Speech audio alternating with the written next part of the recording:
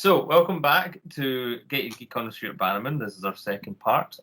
We hope you enjoyed the first part. Stuart couldn't help but comment that we chatted for more than the 35-minute version. So, 51 apparently, because somehow it saved a video of it at my end. Which is yeah, it does. It pops it into. You'll get this one as well. Yes. It pops it into the. But yeah, it was mostly me gibbering on. See, I didn't think it was. I thought, Jesus, what did I say? Because I don't edit my own podcast. So I'm like, fine, I'll do.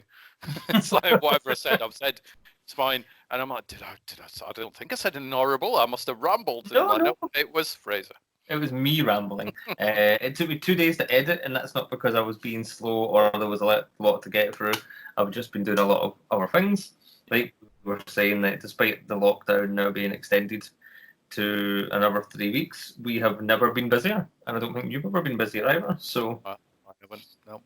So we last left you. We had discussed you being a publicist, a film reviewer, a supporter of films, a documentary filmmaker with experience in Comic-Con, which I did enjoy going through some of the clips to put into the video. That was good. That was fun. Because you're like, oh, Stan Lee's in my documentary, and I'm running through this footage trying to find Stan Lee. It's crazy though. Do you know what I think? That's kind of weird. It's like your first ever sort of filmy thing, and you're like, I've got Stan Lee in it. It's just Stan Lee. Mental. Yeah, and Oliver Stone. That was quite cool. You know, yeah. There's so many famous people. And Fraser Cole. Yep. Yes. So, you've made your documentary. It's on YouTube. People can watch it. Then, what made you decide, right, I want to make a film now? It was hanging around people, and I'm not going to say this just because I'm talking to you, but it was people like you. No, it genuinely was, because it was like, you know, we've spoke hundreds and hundreds of hours. We've met, we've done panels. I've helped with various bits and pieces, and you go, do you know what? Because when we were growing up, when very, very small, when we were little bairns, it would be a case of, I can't be a filmmaker. I don't live in Hollywood. I don't have like a budget of £1 million. I can't make a film, blah, blah, blah. But then as time goes on, you go, actually, you just need a camera and some software that you can get for free, and you can edit and try and do it. It's more obtainable now to be able to make a film, I think, than it was when we were sprugs. Yeah. And then obviously spending lots of time talking to filmmakers and hanging around panels. You go, these are all real people that make films. That's really, really cool. And I just thought, sod it, I'm going to give it a go. My background was from still photography, so I know, well, as far as I'm concerned, I know what a good image looks like. And I thought, I'm going to try and transplant that into making some sort of film. So I always envisioned trying to shoot the films, but to make them look like photographs. Whether I've succeeded or not is a whole another thing. But that was always my plan, which is why one of them's going to be in black and white, and maybe all three of them are going to be in black and white and stuff. But I just thought I'll give it a go, see what it's like, do a short film, do it very, very minimalist.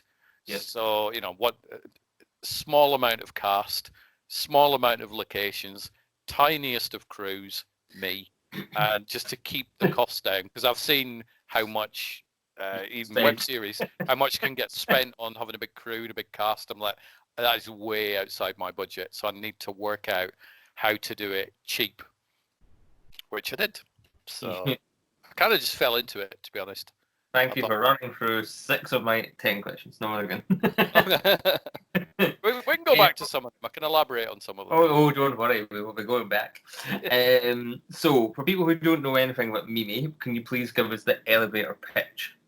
Well, there was originally an elevator pitch of, I'm not telling anybody what it's about because it ruined the storyline, but then somebody messaged me and said, right, I like your crowdfunding page, but doesn't really tell me a lot about the film. So I'm like, that's kind of on purpose because I don't want people to know about the film. And they went, but people need to know roughly what it's about, or they won't go, oh, I want to watch that. I thought it's a very valid point. I'll take that on board. Let me tweak it. So Mimi is, she's a young girl, and she is just about to become a serial killer. Now, she is not a serial killer that runs around like a crazy person. She will grow up to be a perfectly normal woman that you would not look at and go, she's weird. I'm going to stay away from her. I'm going to move house. She's kind of nuts. So she's a perfectly normal person, young girl at this time. So it's not a horror film. It's a drama that has horrific elements in it. That's all I can say. It sounds intriguing, but you know what? I think that's the most I've learned about this film so far. So I'm glad I asked. I do appreciate that you want to keep it kind of close to your chest. I get that entirely, but it's kind of like short. hello. Well, it starts off with this, that, the other, blah, blah, blah. Yep, I'm still here. Oh, sorry, I did lose you. Sorry. Back. So yeah, so with a short film, you don't want to go, right, let me just tell you the basic story, because then before you know it, you've told them the entire 15, 20 minutes, 10 minutes or whatever. So that's why I've kept it very, very basic. Well, it's funny you say that because I recently been going through the first feature film that I made. I say first, the only feature film that I made, and because it's coming up to the 10th anniversary of it next year, and for a long time, ashamed isn't the right way to describe it. It was more there was a lot of interpersonal drama making it, and a little bit of trouble after. And in general, as soon as you raise your head above the parapet and you make a film here, other filmmakers, not all of them, but there's certain factions who will gun for you one way or the other. Which I realised they've gone after me for things that they've also done. The prime one was always you don't pay people, and I put my hand up and I say, of course I didn't pay people, because when I started doing the web series and films, whatever, there was no money. There was Scottish Screen, that was our funding body, and they didn't touch it. And to this day, Stuart, I've got an award-winning web series, a web series, and a feature film that went out to LA and sold out at the Glasgow Film Festival, and they still won't touch me, right? So, but then I think of all the projects that they made at the same time we were making our projects, and I'm pretty sure they weren't paying people either. So it's just it's like all the stuff I've done. So publicity, Q&A panels, anything like that, podcast where I've never been paid. Now, if you come to me and you go, look, I want you to be in this film, web series, whatever I'm doing, but I can't pay you, I'd be like, then that's my decision then, isn't it? To go, do you know what? I believe in the project, Fraser. I'm all right. I'll do it. I'm in. Or to say, I want the money, go away. Now, if I don't get paid and then I find out that Fraser's bought a nice big Downton Abbey-sized mansion off the profits of the film, How did you know about the mansion? And the golf courses. Then that's a different matter, isn't it? But I've never understood this hatred against people that aren't able to pay people, because it's the person's decision whether they accept the role or not. Yeah. If my non-media job turns around tomorrow and says, like, I can't pay you anymore, but would you like to still come to work? No, I'm all right, thanks. I'm good. No, you're not paying me. I'm not showing up. Then it's fine. It's a weird world. Well, I was quite publicly attacked on Twitter by an actor who is in a soap here, or drama, sorry. Yep. And they went after me because I wasn't paying equity rates on Cops and Monsters, which is a crowd-funded series, of which we do our very, very best to pay a token fee, if not minimum wage. Some of the actors that we bring in from like Doctor Who or Wolflord, whatever, their agents demand a bit more, but not much more. So more or less everyone's on the same level pegging, as it were. And I remember when this actor came after me and we were still filming, and I said to one of the other actresses, Ellen, who is Maya, brilliant Ellen, and she was like, well, it's an insult to us as well, because we accept it and we take, we're happy for the money that we get. So it's a bit of an insult of him, or sorry, the person. It's a bit of an insult for that person to say that, when we're more than happy to do it. And Debbie Moon, who created Wolfblood and won a BAFTA and wrote on the show, she said to me, like, A, we're not an equity show, and B, it's up to the people to accept it or not. They can either agree to do it, and it's just madness. And with the feature film, like, we had about $4,500, but that was never any physical money that crossed my hand or the producer's palms. That was kind of in-kind equipment lent to us and people helping us pay for things here, there, and everywhere. Which we still owe to the person who gave us that help.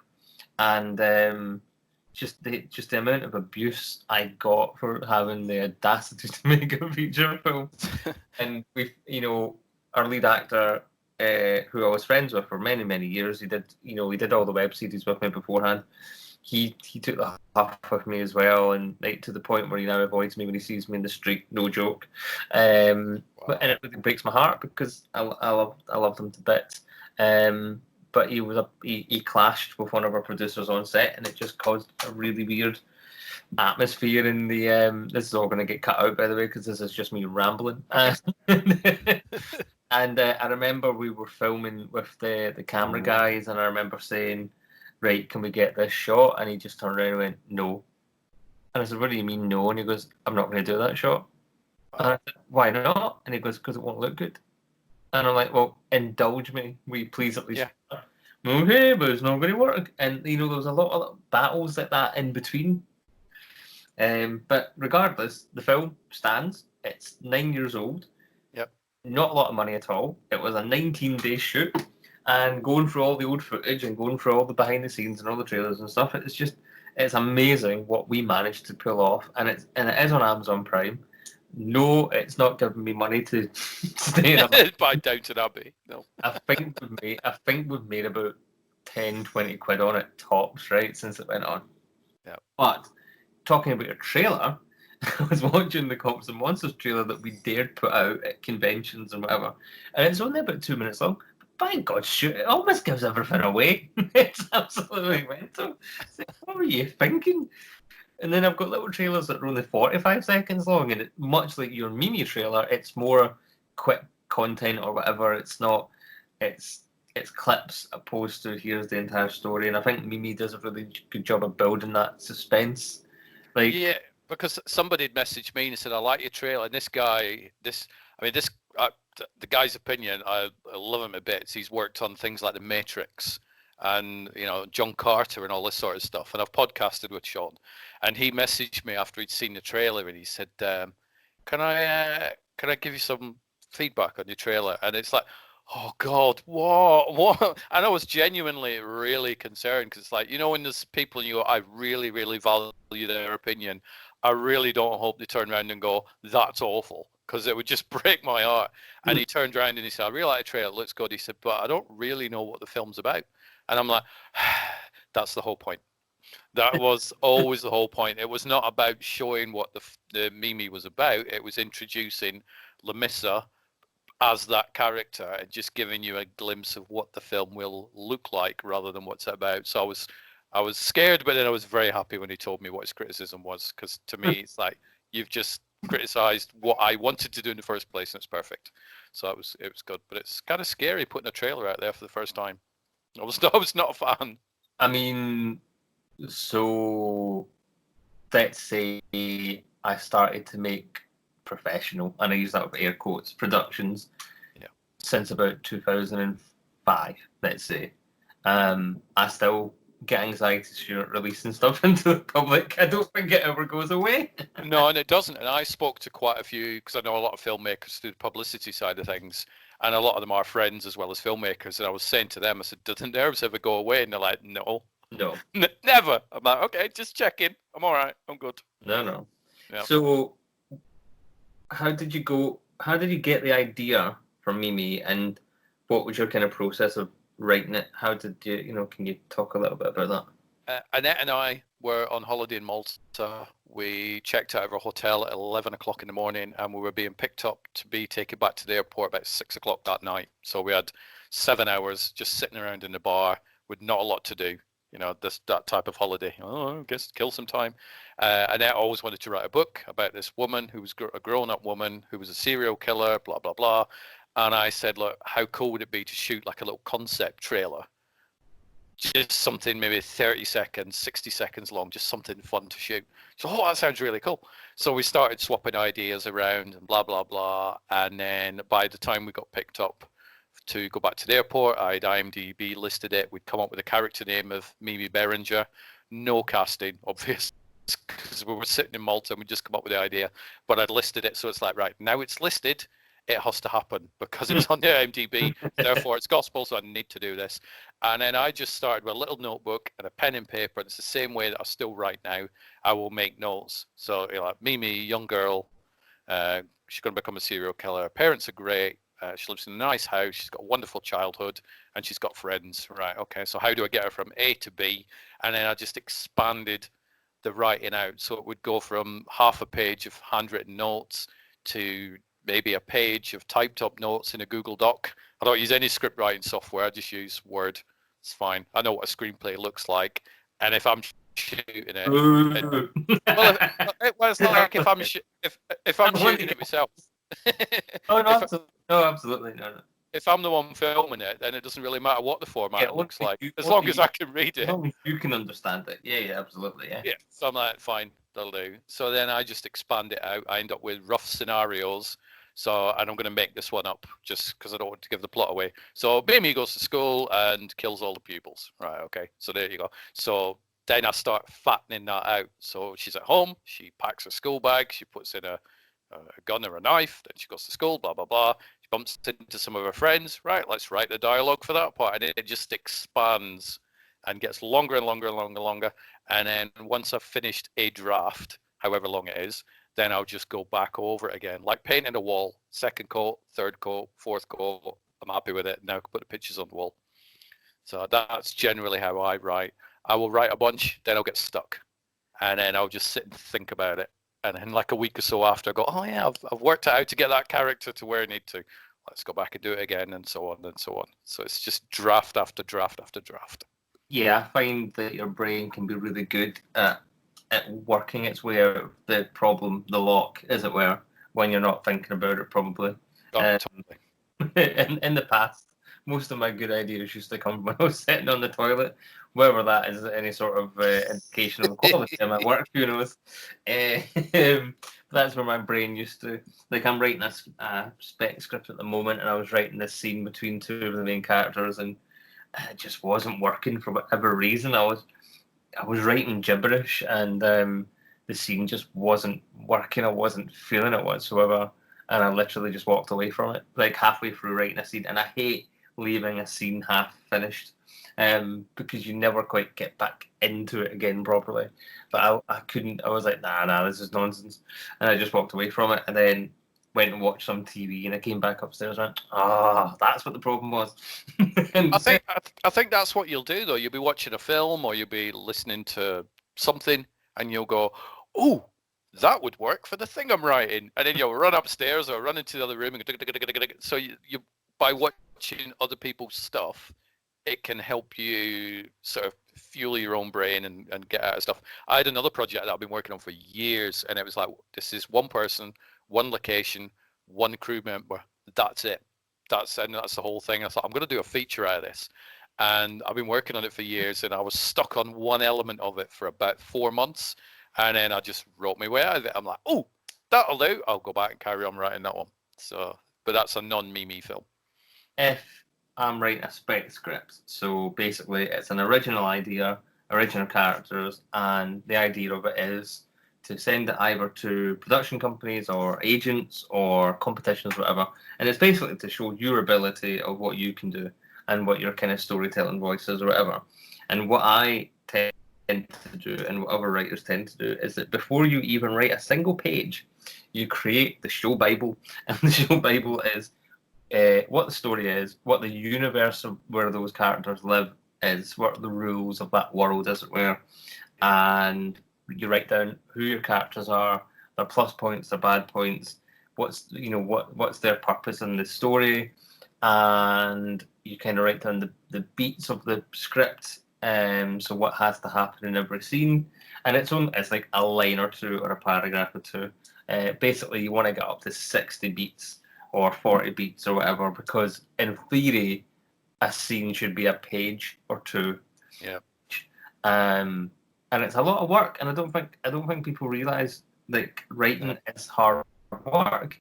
It's not something that you can just pick up and be brilliant at day one. No. I think you absolutely must pour your heart and soul into your script. Otherwise, if you don't pour all of your heart and love into it, the people working on it won't reciprocate that. Is that something that you? Yeah, of course, yeah. Experienced? You were right. Well, certainly with Lamissa, what I would do is, because Annette and I sat down and we came up with the initial pitch, Now, Annette isn't a filmmaker. She's not a script writer. She doesn't know what a screenplay looks like, which is fine because that's not what she does or is interested in.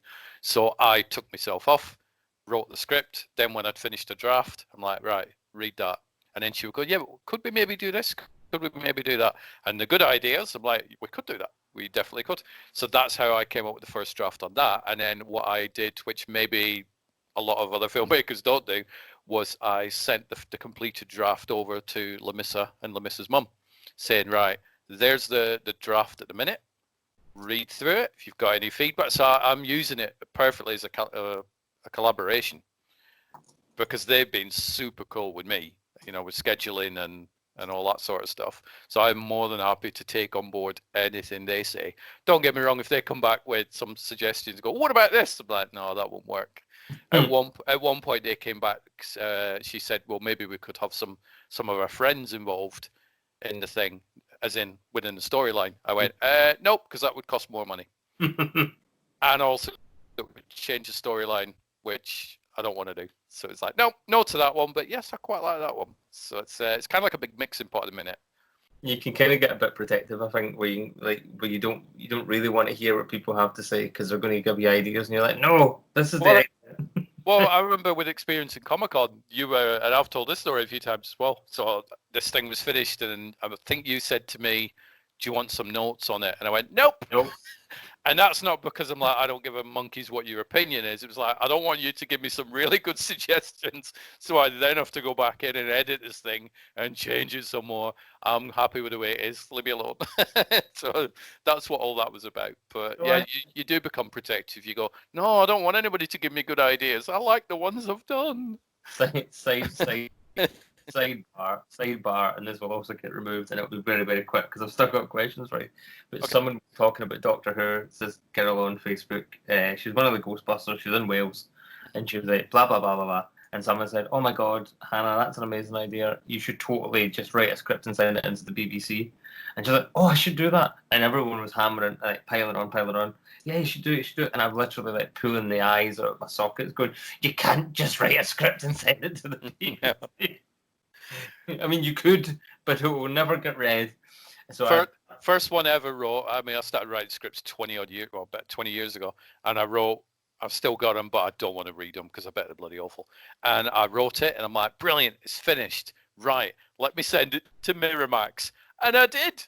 And weirdly enough, it came back. He didn't read it, and I'm like, why did he not read it? I don't understand that. Can't you tell that was 20 years ago? But I was totally confused. I'm like, you've not even opened it. What's the matter with them? I've Nickelodeon and Disney, well, Walt Disney T. I don't know what the T stands for. They're doing their writing programs this year, and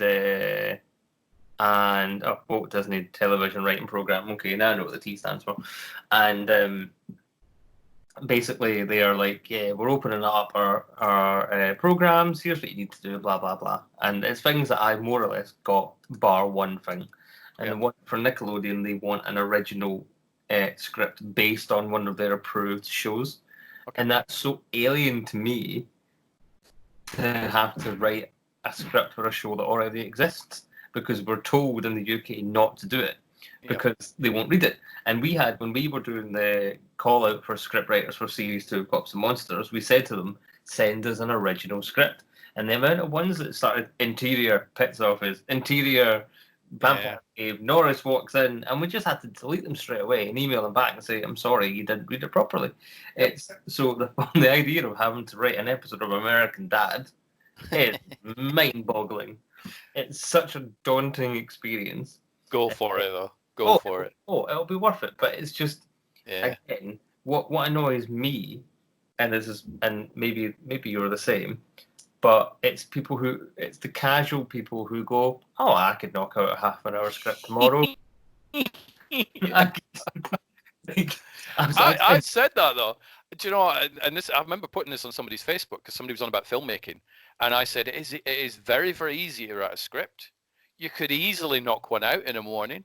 You could make a film in an afternoon. Whether it's any good, that's different. But you could sit down. If I'm like, Fraser, write me something in 45 minutes. You could. But would it be amazing? That's another thing. It's, No, I know. So you come up with the script, you've got the idea. What's next? I pretty much thought, well, I don't have the equipment to film, so I need to work out how to get the equipment. Yay, Indiegogo, Kickstarter. So I did all that, and my just crawled. my plan was always I'm going to raise money to buy the equipment. I need microphones, a tripod, a camera, blah blah blah blah blah, all this sort of stuff, and then I can film not only the Mimi films but also all these other things like the interviews and maybe an experience in Fright Fest, which is something I was potentially going to do in August, but maybe not. So that was always my plan. So then I'm like, right, well, once I've got all the equipment, then I can start looking at how to make Mimi. I know I'm going to need a house. I know I'm going to need an actress to play Mimi. I'm going to need a couple of people to play her parents. That's pretty much all I need for script one, right? But let's sort the crowdfunding out.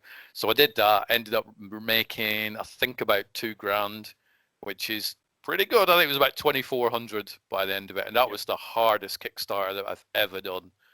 It was tough because I don't have anything to give other than, hey, give me money, because all that stuff I've done for years, this is time for me cashing it back in. The perks were like, I'll run an advert on a podcast, or I'll tweet for you, or there was no like, hey, I'll give you a mug, or I'll give you a Mimi t-shirt, or you can come and visit the set, or all that sort of. So there were virtual perks. Yeah. But I ended up making the money. Nice. I ended up buying all the camera equipment. Shout out to filmmaker Neil Johnson for helping me sort all that out. And also, he's still showing me to this day little things on how to edit, how to use the camera, and all this sort of stuff. So Neil has been an absolute godsend. So I've got that. Right, now I need a location.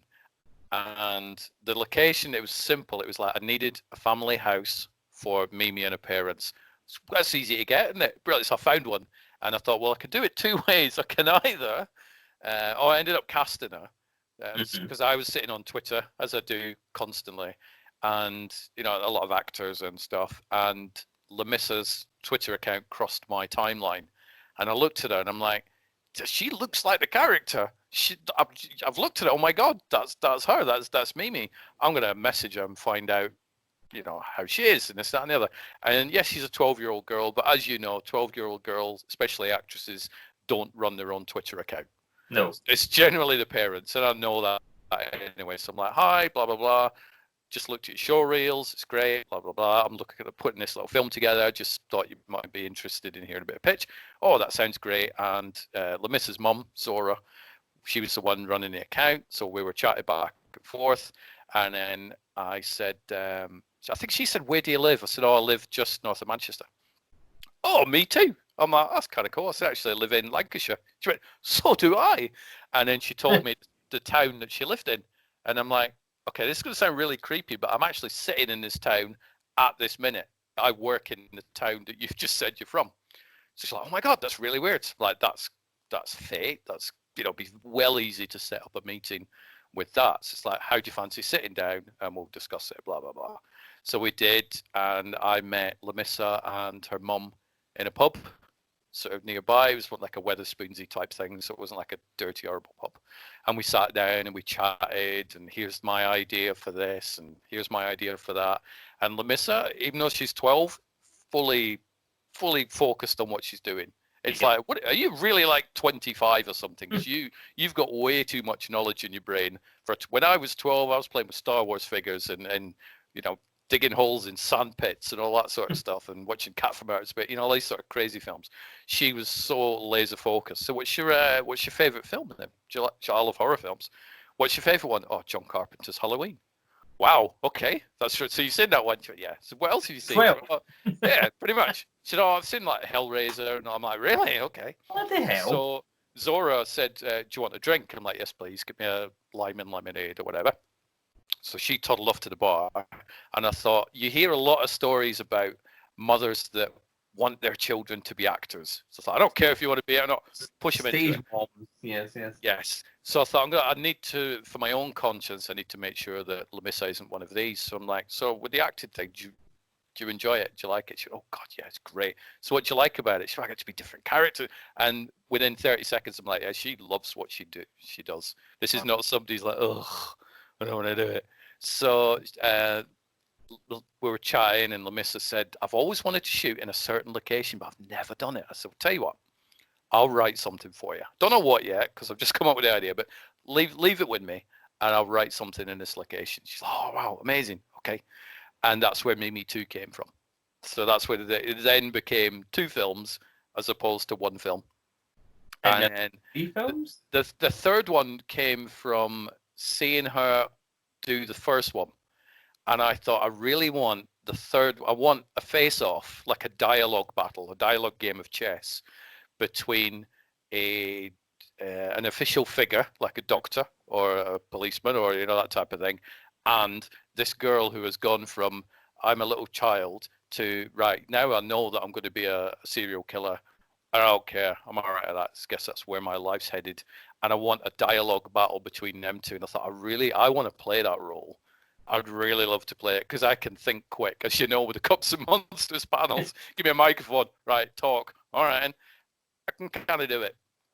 So I thought I really wanted to do that, and then that's where the third one came from. So it became a trilogy within probably about 6 months, and Lamissa was fully on board with all of them.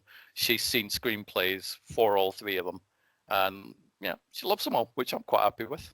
And how many have you shot so far? Have you planned 3? I've shot the first 2. Right. So we shot the first one, well, after I'd crowdfunded it, we'd planned, and I can't remember what month we'd planned it. I think we'd planned it for September of 2018, I think, maybe. So, right, we're going to shoot. But then there was a really, really bad car accident in the town that I work in. And unfortunately, Lamissa's, one of her brothers was involved in it.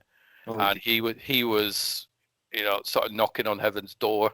It was very, very serious. It wasn't like, oh, no, he's in hospital. He'll be out in a couple of weeks. It was very serious. And I sort of got wind of it, that this had happened. And obviously the filmmaker part of you thinks, do I recast? But then you don't want to, because you're like, well, no, this person's perfect. So you end up with that decision. And I'm like, it took me about 10 seconds to go, do you know what? I'm happy waiting. Gives me more time to do this and whatnot. So we ended up... Say again? Been there. Yep. It's weird, isn't it? Because you're like, oh my God, I'm not even thinking about recasting, but you kind of have to. I mean, I was fortunate enough that she was pretty much the only cast member. Our lead actress for Cops and Monsters went to India for a year when we were making the show. Nice. That's where 2 spin-off episodes come from, Stuart. I know, that's when your writing talent comes out of its shell, doesn't it? You go, right, I need to think of something pretty quick to get out of this, but not make it look really jumpy, like I've gone in a totally different direction. So I thought, right, well, I'm more than happy to hold off and wait for Lamissa's brother to get better. And then, because Lamissa's mum was basically running backwards and forwards from the hospital all the time. So it wasn't a case of, right, well, you don't have to go to the hospital and see your son. Let's do this film. It would not have felt right whatsoever. No. So it's like, nope, I'm happy to wait. So we ended up shooting the first one in May 2019, I think it was. Okay. And then we'd planned to shoot the second one in like the August, but then that got delayed because they went on holiday, and she came back with a suntan. I'm like, kind of doesn't fit in with the storyline if she's like sort of palish in the first one.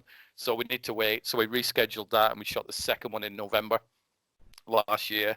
And then the third one was due to film in March this year. But obviously, yay, thank you, coronavirus, for causing a bit of chaos on that one. So that got delayed. But in the meantime, because of the time scale, because she's growing up, you look at her in the footage from the first one, and then you look at her in the footage from the second one, you're like, whoa, you've got a growth spurt going on here. So you think this is going to happen again with the third one. So I did last week a complete polish of the third one to just incorporate the time jumps into it. But I'm fortunate enough with the storylines, it can be the same amount of time as it's been since we actually shot the last one. So you're not going to go, I got a minute, why she got older? It will make perfect sense because I've had to write it into that. Yeah, but that's the good thing about writing it as well, is that you can write yourself out of these unforeseen circumstances that we find ourselves in. Well, the first one had a cat in it. A very quick story. The first one had a real life cat in it, and I'm like, right, so we need a cat. But then we realised we didn't have a cat because my cat's died. So it's like, okay, so I need to try and have a film that features a cat without actually having a cat in it. And I did it. And I'm very impressed with that. So it's like you watch the film and you go, where'd you get a cat from? There ain't one. It's not one there. But, you know, the power of writing and deleting sentences and then putting new ones in. It's amazing. Yeah. So what was the best thing about making Mimi parts 1 and 2, and what were the worst things about making Mimi's part 1 and 2, the actual filming of it? My highlights are from Mimi 2 because I'd learned a lot from Mimi 1. So the low side for me was Mimi 1 because I'd seen it, I've got it all on paper. I know exactly what the scenes are. I've got the time scale, I've got the location, I've got the equipment. Brilliant. But then you throw in the human factor and, you know, the weather going darker. You're like, hang on a minute. I didn't realize that would do that one. And I felt a little too rushed on the first one. So do you know what it's like if you do a scene and you go, it's kind of nearly there. Can we just do that again? I didn't feel polite going, can we just do another one of those? They'd be like, was that all right? Yeah, it's fine. There was a little bit too much of that on the first one. Now it's worked, luckily, but in hindsight, I would go back and go, right, let's do that another couple of times, and then it gives me more to work on, which I'd done that a lot on Mimi 2. That's why I've started editing Mimi 2 first, because it's easier to edit, and I prefer that one. I'm looking at Mimi 2 going, that looks pretty impressive. Very happy with that. But you could always release Mimi 2 first, and then Mimi 1 as a prequel. Well, it would work. I also want to make sure that you could pretty much watch any of them in any order, and you wouldn't go, hang on a minute, what's going on? You would know. So that's also part of the writing thing. But it was just, I don't know, learn to go, right, this is what I want. I've not quite got it. Let's do it again. And dealing with actors, so you had a mum, a dad, and Mimi? Yes, and they were actually her real mum and dad as well. Now, they have both well, the mum has acted before, but she doesn't act very often. So Lamissa was like, my God, this would be amazing. I actually get to play with my mum and dad. That's so cool. And I'm like, you know what, if your parents are up for it and you're up for it, we'll do it. It's fine. Plus, it's cheaper. So we'll do that.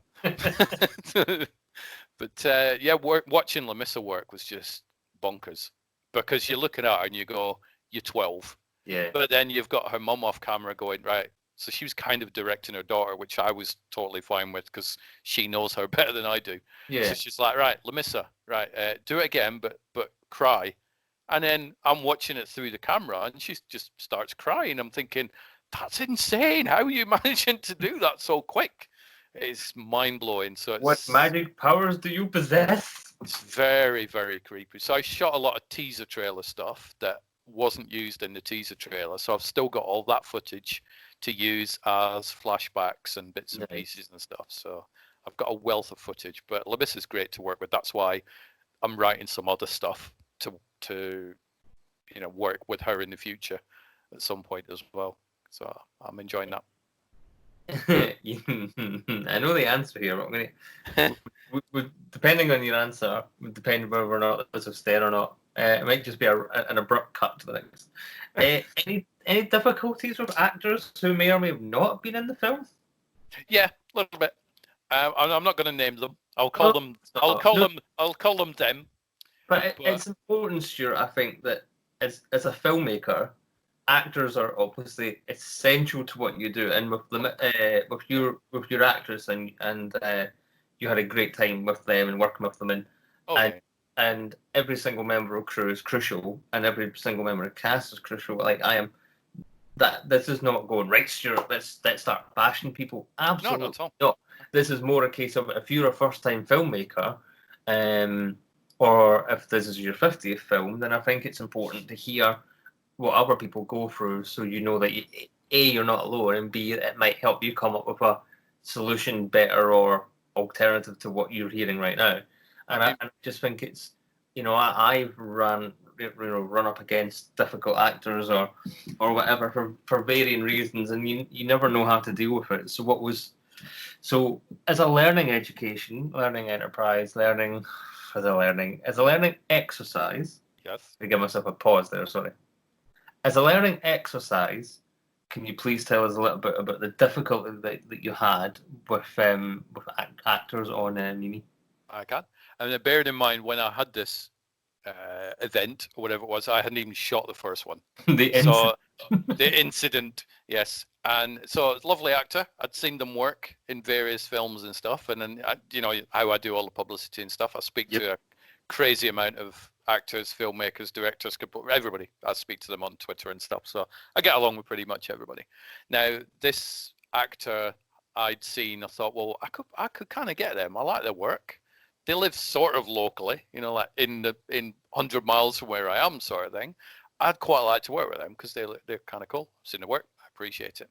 So I'd messaged them and said, right, well, I've got this Mimi trilogy, and for the third one, I need a role for somebody they're going to basically face off with Mimi. This was the role that I ended up taking myself, probably. And I thought, would you be interested in it? Yeah. That sounds really, really good. Can you give me a little bit of information on that? So, well, it's still in the writing stage, but here's the basic pitch. So I gave him the basic pitch. He went, yeah, that sounds really good. I said, well, I'll keep you updated on it, and then we'll have a chat at some point. All right, brilliant. Okay, done. So then I ended up setting up the Mimi trilogy Twitter because I thought, well, I don't want to. I tweet a lot from the front page to screen one, and I wanted one that could just be Mimi stuff, so I could go back and look at it and go, oh yeah, 12th of October, I tweeted that out, right? So I could build it up. And so this person started following me on the Mimi trilogy one, so I messaged her back saying, thank you very much appreciated, glad to have you in this one. By the way, this will just be for the Mimi updates. The front page to screen one is still everything else. Okay, thank you. So a couple of days after, messaged me, any chance of a return follow on the Mimi trilogy one? I said, well, I'm generally not trying to follow anybody.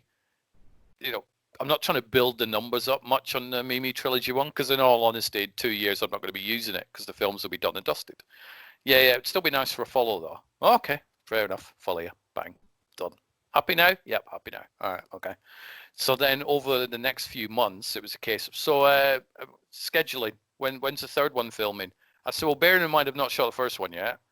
I'm not quite sure. It might be 6 months, might be 8 months. Don't know. I'll let you know as soon as I know. Okay. Right. So any news yet? No, still no news. I'm filming the second one in a few months, so I will let you know about the third one. Right. Okay. Right. So can you let me know about this role because I really need to know when you want me there and blah blah blah and all this sort of stuff. Went, look, we've not signed anything yet.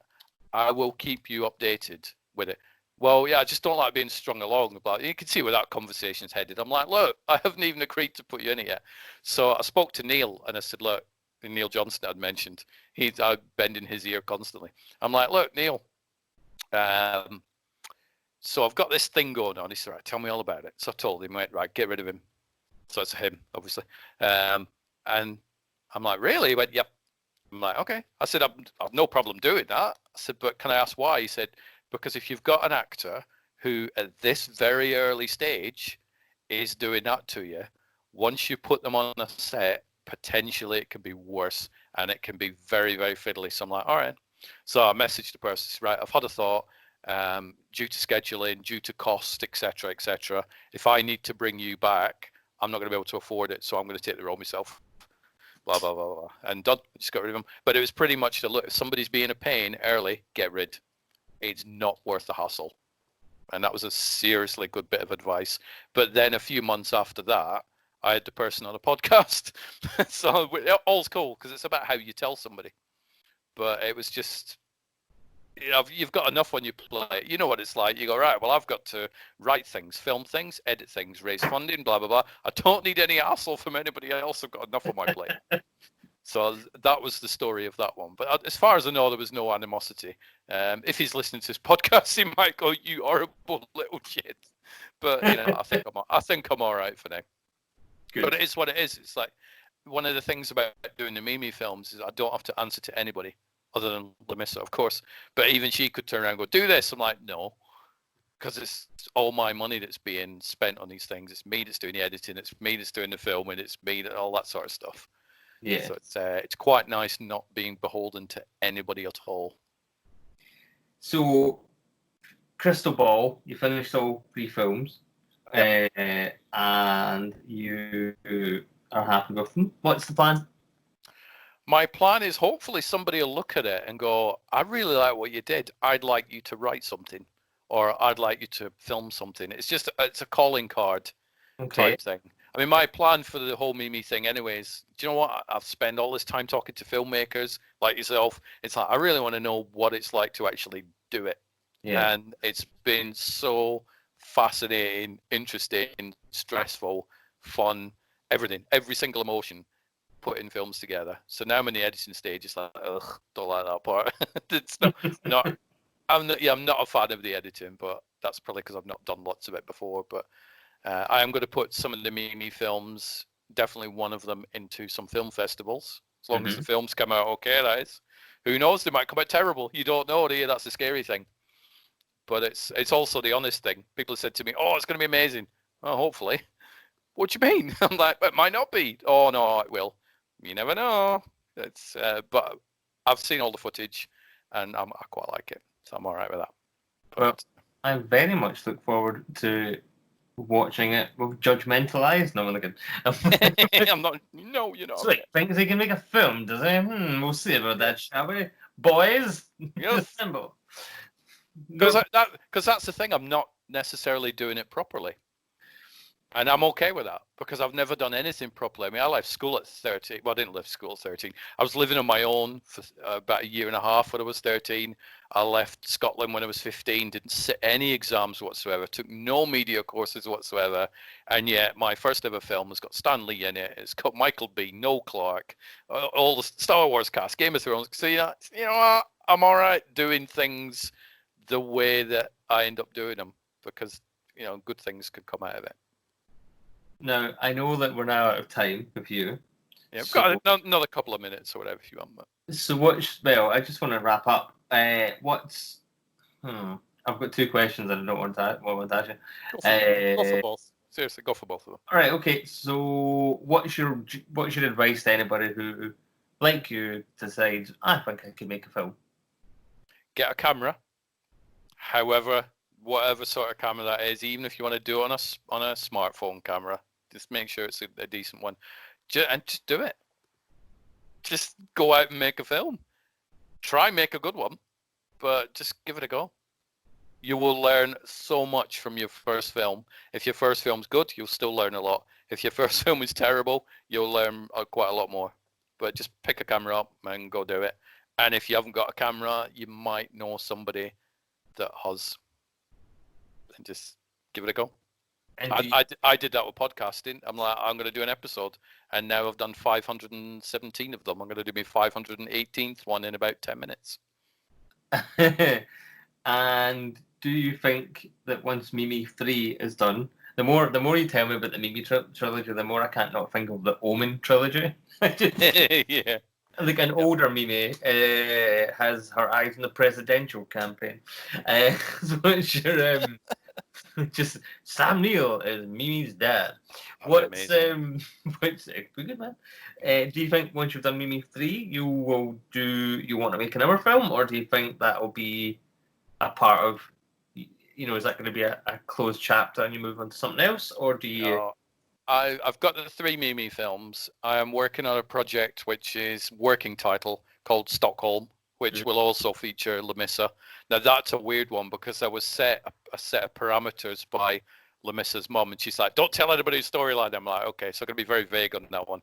But she said, "I want to write something pretty dark." I'm like, "Okay, what do you mean by dark?" She went, "Just messed up."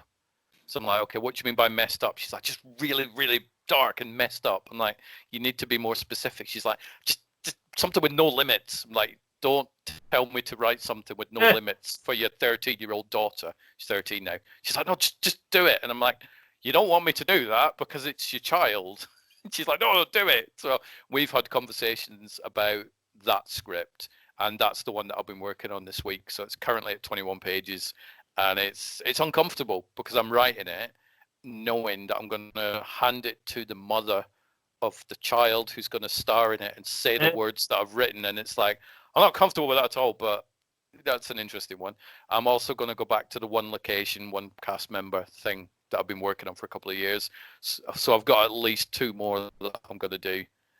But you know, I'm enjoying it. It's exciting. I wished it paid the bills, as to you. It's like I wish it, you know, bought big truckloads that'd of be money. nice. Aye.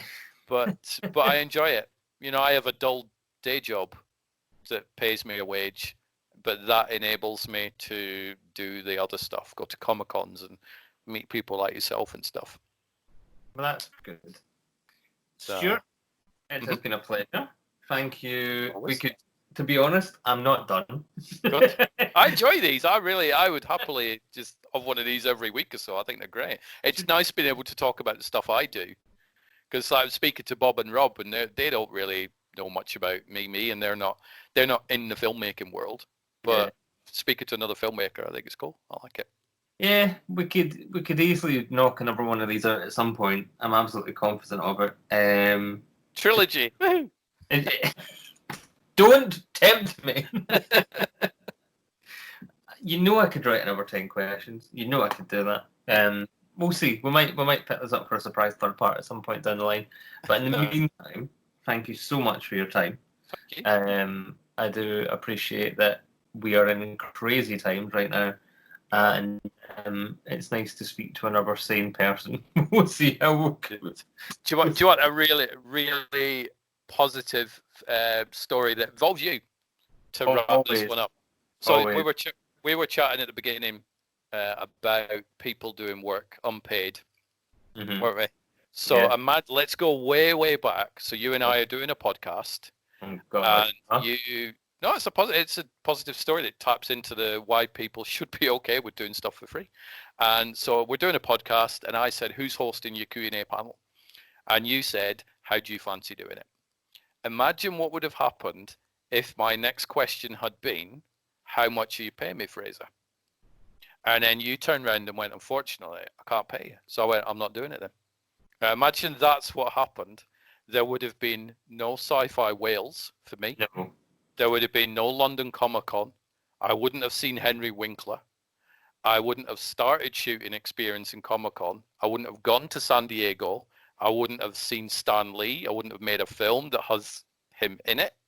I wouldn't have thought, I quite like this filmmaking lark. Let's shoot. There would be nothing. Just from that simple question that I was smart enough not to ask.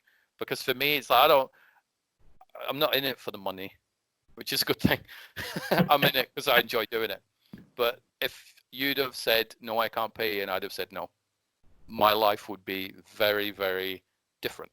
So for anybody who's like, oh, I want to do it, I need to get paid 50 quid, 100 quid, 150 quid. I need that money. Just think about the long game, not that instant, however much you would get for a day or two's work. So there you go. That's my positive story. Well, okay, that one definitely stays in. That one definitely stays in. Right, enjoy your next podcast. I will. In the meantime, this has been Stuart Bannerman. Thank you very much. And thank you very much, Fraser. We'll see you. It's weird being the one asking you the questions. Thank you all for listening. I really appreciate it. Hopefully you'll tune in for the next one. In the meantime, please be safe. Please be sensible. Just because we're locked in for another 3 weeks doesn't mean that you should necessarily lock yourself away. But just be clever about it. Don't be silly. Yes, it's going to get sunny and warm, but just keep washing your hands. Keep staying safe. Don't be a dick. That's all I have to say on that one. Basically. Thank you very much. Good night. Good night.